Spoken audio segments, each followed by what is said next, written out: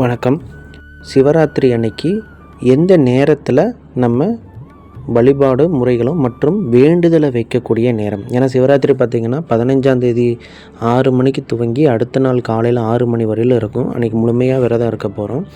சில நட்சத்திரங்களுக்கு சில நேரங்கள் ரொம்ப முக்கியமான விஷயம். 15ஆம் தேதி 6 மணிலேருந்து 7 மணிக்குள்ளார புனர்பூசம், விஷாகம், பூரட்டாதி இந்த 3 நட்சத்திரக்காரங்களும் நான் சொன்ன மாதிரி நீங்கள் இலையில் நெய் சாதம் வச்சு மற்றும் விளக்கேற்றி மற்றும் பூ, பழங்கள், வெற்றிலை, பாக்கு, தேங்காவை உடைச்சி உங்கள் பக்கமாக வச்சுருங்க. உங்களை பார்த்த மாதிரி இருக்கணும்.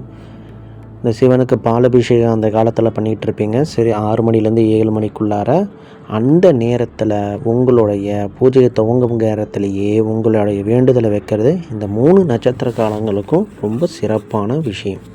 அடுத்தபடியாக பார்த்திங்கன்னா 7 மணிலேருந்து 8 மணிக்குள்ளார மிருகசீரிசம், சித்திரை, அவிட்டம் இந்த 3 நட்சத்திரக்காரங்களும் சிவனுக்கு அதே போல் நம்ம நெய் சாதமும் மற்றும் தேங்காய் உடைத்து வச்சுருக்கணும் மற்றும் வில்வ இலைகளால் அர்ச்சனை பண்ணியிருக்கணும். உங்கள் வேண்டுதலை அந்த 7 மணிலேருந்து 8 மணிக்குள்ளார அவசியமாக அந்த நேரத்தில் உங்கள் வேண்டுதலை வைங்க. பலிதல் உண்டாகும்.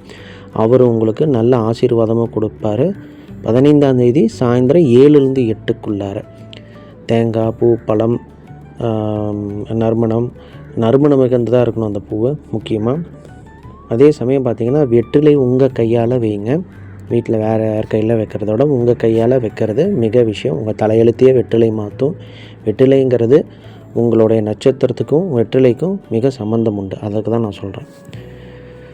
அடுத்தபடியாக பார்த்திங்கன்னா 8 மணிலேருந்து 9 மணிக்குள்ளார சூரிய நட்சத்திரத்தில் இருக்கக்கூடிய உத்தரம்,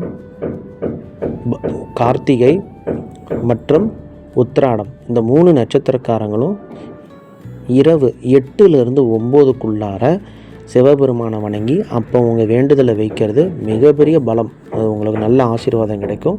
நம்ம பூஜைக்கு உண்டான பொருள் அதே தான். நம்ம வில்வ இலைகள் மற்றும் நெய் சாதம் மற்றும் பன்னீர் மற்றும் பழங்கள், வெற்றிலை, பாக்கு இதெல்லாம் வச்சு படைக்கணும்.